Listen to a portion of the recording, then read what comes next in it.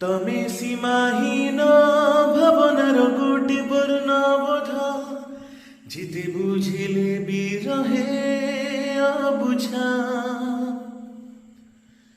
तमे सीमाहीन भावनार गोटे वर्णबोध जिते पढ़िले भी रहे अबुझा।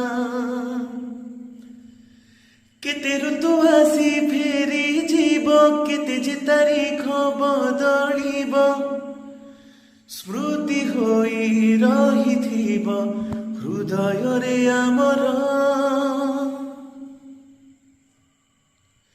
सुंदर थिला केते तुम कंठ स्वर आउ शुणी पारिबुनी गीत को तुमर। छाड़ी दे चली गल करिदेल पर तुमे करिदेल